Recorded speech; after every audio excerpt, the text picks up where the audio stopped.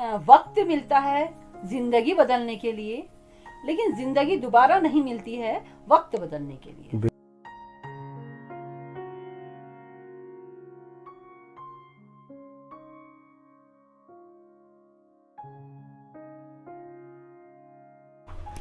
Hello hi नमस्कार पहलाग मेरे सभी रानीखेत वासियों को। साथियों, इस वक्त जब वीडियो लेके आ रहा हूँ आपके बीच में, तो वीडियो लेके आ रहा हूँ रानीखेत की कोई खूबसूरती की या फिर रानीखेत के किसी प्रतिभाशाली व्यक्ति की। ठीक उसी प्रकार आज की कहानी है एक अध्यापिका की, जिन्होंने जिला स्तरीय नहीं बल्कि राज्य स्तरीय में भी हमारे रानीखेत का नाम रोशन किया है। साथियों, मैं बात कर रहा हूँ हमारे रानीखेत से केवल 7 किलोमीटर नीचे खिरखेत स्कूल की प्रधानाध्यापिका सुश्री इमराना परवीन जी के बारे में। आइए बातचीत करते हैं इनसे। नमस्कार मैम, कैसे हैं मैम आप? ईश्वर की अनुकंपा से अच्छी हूँ। तो सबसे पहले मैम, आप 2016 में राज्यपाल पुरस्कार से सम्मानित की गई। उसके बाद 2017 में आप शैलेश मटियानी राज्य शैक्षिक पुरस्कार से सम्मानित की गई। इसके बाद अभी हाल ही में आप टीचर ऑफ द ईयर 2021 सम्मानित हुई हैं। पूरा शहर आपको प्यार कर रहा है। मैं खुद भी सोशल मीडिया पे देख रहा था, हर तीसरी पोस्ट आपकी है, आपको बधाइयाँ दे रहा है। सबसे पहले तो मैम मैं आपसे जानना चाहूँगा कि जितने भी आपके फॉलोअर्स हैं उनको क्या मैसेज देना चाहेंगे आप? मैं सबका हार्दिक धन्यवाद अदा करूंगी, उनका सादर अभिनंदन करूंगी। मैंने तो कल्पना भी नहीं की थी कि मुझको इतना मान मिलेगा, सम्मान मिलेगा। और क्या कहते हैं, जहाँ भी जा रही हूँ तो सब मुझे बधाइयाँ दे रहे हैं और सभी मुझसे ये कह रहे हैं कि तुमने जो है रानीखेत का नाम रोशन कर दिया है। हाँ। और वो कह रहे हैं कि आप आगे भी ऐसी तरक्की करती रहोगी। तो मेरे पास वो शब्द नहीं है कि जो मैं उनकी उनका आभार व्यक्त कर सकूं। उस शब्दों की भी मेरे अंदर कमी हुई। नहीं, सच में मैम एक्चुअली आप डिजर्व करते हैं इन सब चीज़ों के लिए। सच में आपने रानीखेत का नाम इस वक्त रोशन किया है और रानीखेत का सौभाग्य है कि आपकी कर्मभूमि रानीखेत रही है। हाँ सर, मेरी जन्मभूमि भी यही है, मेरी कर्मभूमि भी यही है। बिल्कुल। और मैं तो अभी जितने लोगों को मैं नहीं जानती हूँ उससे ज्यादा लोग जो है मुझे जानते हैं और मेरी जो है काम से बड़े खुश हुए हैं जी। और मैं उन्हीं का आभार व्यक्त करती हूँ कि आप लोगों का जो प्यार और स्नेह मुझे मिल रहा है, तो शायद मेरे अंदर एक जोश जैसा अंदर आता है कि मैं इस विद्यालय के लिए और शिक्षा विभाग में कुछ करके जाऊं।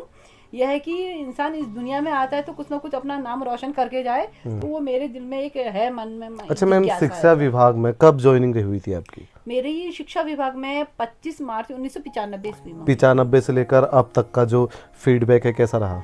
सर मेरा तो बहुत ही बढ़िया रहा है। हाँ। और मेरे जन समुदाय का सहयोग मेरे साथ रहा है जी। पहले मैंने अति दुर्गम में नौकरी करी, राजकीय प्राथमिक विद्यालय सलोनी में जी। फिर मैं सुगम में राजकीय प्राथमिक विद्यालय खिरखेत में आई। सर खिरखेत में आई और इसके बाद आप सम्मानित की गई राज्यपाल पुरस्कार से। मैम मैं आपसे जानना चाहूँगा, राज्यपाल पुरस्कार की क्या कंडीशन रहती है? कहाँ से इसका फीडबैक गवर्नमेंट के पास जाता है?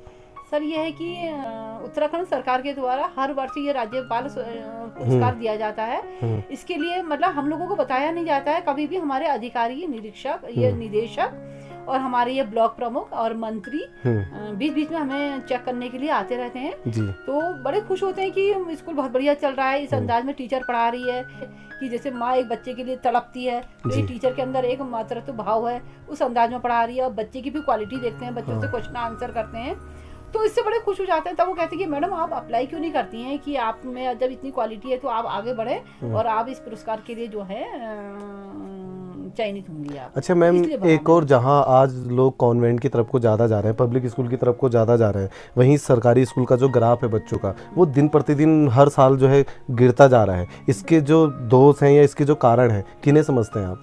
सर मैं तो ये कहूँगी कि सरकार तो अपनी तरफ से पूरी मेहनत कर रही है, लेकिन जो जन समुदाय है, पब्लिक है, उसका रुझान ये है कि पब्लिक स्कूल में जो है इंग्लिश मीडियम में पढ़ाई होती है और दूसरा ये है कि स्टाफ फुल होता है। तो उससे वो उनको ये लगता है कि सरकारी स्कूल में जो है कि स्टाफ की कमी है और इंग्लिश मीडियम में पढ़ाई नहीं होती है। और कहीं ना कहीं लोगों का इंग्लिश के प्रति भी ज़्यादा रुझान है कि इंग्लिश में पढ़ाई बहुत अच्छी होती है। सर तो मैम, जैसे आपने कहा कि सरकारी स्कूलों में स्टाफ की थोड़ी कमी रहती है, तो आप अगर सरकारी स्कूल में कुछ बदलाव चाहेंगे गवर्नमेंट की ओर से, तो वो क्या बदलाव होंगे? मैं तो ये बदलाव चाह रही थी कि जहाँ छात्र संख्या बहुत कम होती जा रही है, तो एक मॉडल स्कूल जैसा बन जाता है। जैसे मेरा खिरखेत स्कूल है, तो जो है मेन सेंटर में है, तो उससे लगे हुए जो हैं चारों तरफ से 10 गांव सेवित बस्ती के आते हैं और उसमें चारों तरफ से रोड है, तो उसमें अगर गाड़ियां 2-3 सरकारी लग जाए तो इससे ये होगा कि स्टाफ भी भरपूर हो जाएगा और उसमें इंग्लिश टीचर अलग होगी, SST की टीचर अलग होगी, हिंदी की अलग होगी। तो पब्लिक को ये लगेगा कि ये जो है पब्लिक स्कूल को फेल कर रहा है ये सरकारी स्कूल, ये मॉडल स्कूल है। तो मेरी सरकार से एक अपेक्षा सर यही है। कि ये हो जाए, ये ज़्यादा अच्छा रहेगा। आपके विषय में अक्सर चर्चाएं होते रहती है मेरे ऑफिस में भी, तो वहाँ पर भी मैंने आपके विषय में काफ़ी सुना था कि आप विद्यालय में अपनी गाड़ी से बच्चों को लेकर जाती हैं। हाँ सर, तो मेरा यह है कि मैंने ये देखा कि बच्चे अगर नहीं होंगे विद्यालय में, हाँ।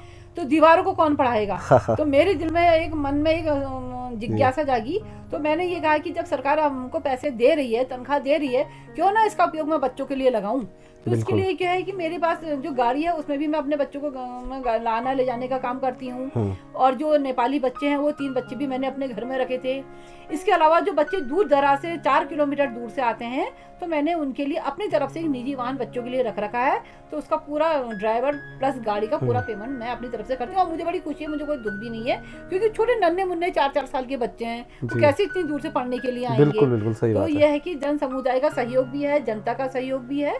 तो इससे यह है कि छात्र संख्या मेरी सेविज बस्ती में जो है बच्चे 4, लेकिन विद्यालय में बच्चे मेरे वहाँ 42 हैं। क्या बात है मैम। जैसे आपका स्कूल खिरकेत में आता है, उससे वहाँ जितने भी विद्यार्थी हो ग्रामीण क्षेत्रों से आते हैं, तो ग्रामीण क्षेत्रों में शिक्षा का क्या स्तर है इस वक्त? ग्रामीण क्षेत्र अब तो दिन प्रतिदिन बढ़ता जा रहा है। तो ग्रामीण क्षेत्र में यही है कि उनको पहले ये लगा कि सरकारी स्कूल में कंप्यूटर नहीं है। तो मैंने सबसे पहले अपना यही करा कि सबसे पहले मैंने विद्यालय में कंप्यूटर रखा, एक स्मार्ट टीवी रखा हुआ है बच्चों के लिए।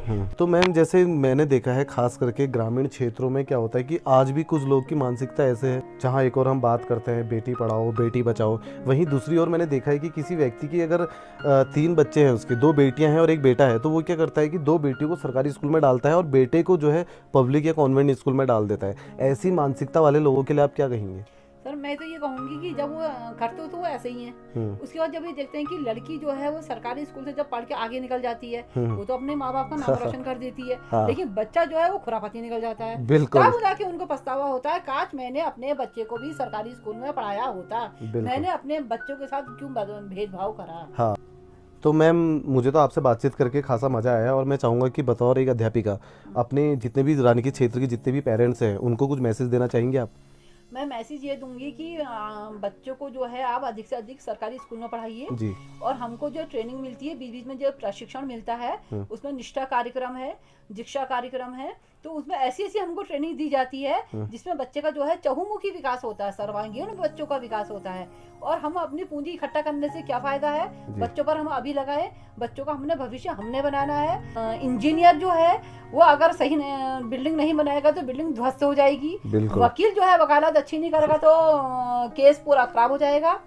लेकिन जो टीचर है, अगर वो टीचर सही नहीं पढ़ाएगा तो समझ लो पूरा राष्ट्र जो है वो ध्वस्त हो जाएगा, भविष्य उसका खत्म हो जाएगा।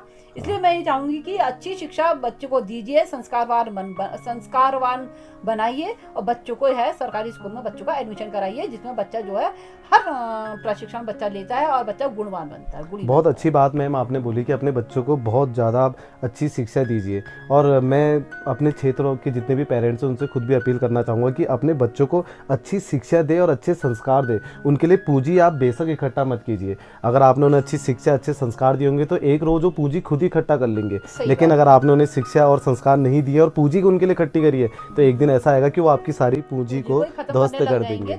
तो मैम हमारे हेलो रानीखेत की जितनी भी वीडियोस हैं वगैरह आप देखती हैं? बहुत देखती हूँ और मुझे बहुत अच्छा लगता है। उससे मैं बहुत कुछ सीखती भी हूँ। और उस चैनल को जो है मैं यूट्यूब के उससे अपने बच्चों को भी दिखाती हूँ, जन समुदाय को भी दिखाती हूँ, ताकि उनके अंदर भी कुछ हौसला बने कि हमारा रानीखेत जो है पीछे नहीं चल रहा है। इतने टैलेंटेड लोग यहाँ पर हैं, ऐसे ऐसे लोग हैं जिससे कि हम कुछ ना कुछ हम सीख रहे हैं सर। बिल्कुल बिल्कुल बिल्कुल। इसके अलावा आप हमारे क्षेत्रीय कुछ जनप्रतिनिधि या पेरेंट्स उनको किसी का आभार व्यक्त करना चाहेंगे? सबका आभार व्यक्त करूंगी। यहाँ की जनता बहुत अच्छी है। सबसे पहले तो मैं हमारे जो मंत्री हैं, हमारे माननीय सांसद श्रीमान अजय टमटा जी और श्रीमान अजय भट्ट जी, और हमारे रानीखेत के विधायक श्रीमान करण महारा जी, और हमारे ब्लॉक प्रमुख श्री हीरा सिंह रावत जी, और बाकी हमारे जितने रानीखेत ब्लॉक के अधिकारी हैं, शिक्षक बंधु हैं, और रानीखेत की स्थानीय जनता है, सबका मैं आभार व्यक्त करूंगी। साथ ही मैं अपने गांव के जो जन समुदाय हैं, जिनके बच्चों को मैं पढ़ा रही हूँ, प्रशिक्षित कर रही हूँ, उन सब की मैं आभारी हूँ। और मैं ये चाहती हूँ कि उनका सहयोग और मुझे मिलता रहे, और मैं अपनी कर्मभूमि को हमेशा आगे को बढ़ाती रहूँ सर। इसी के संग मैम आपसे विदा लेना चाहूँगा और पुनः आपको पूरे रानीखेत क्षेत्र की ओर से बधाइयाँ देना चाहूँगा कि आप टीचर ऑफ द ईयर 2021 चुनी गई है। तो फाइनली दोस्तों वक्त हो चुका है मैम से विदा लेने का और वक्त हो चुका है आप लोग से विदा लेने का। मिलते हैं अपनी नई वीडियो में फिर किसी प्रतिभाशाली व्यक्ति के साथ या फिर रानीखेत की किसी खूबसूरती के संग। तब तक के लिए समस्त क्षेत्रवासियों को मेरा बाय बाय रानीखेत।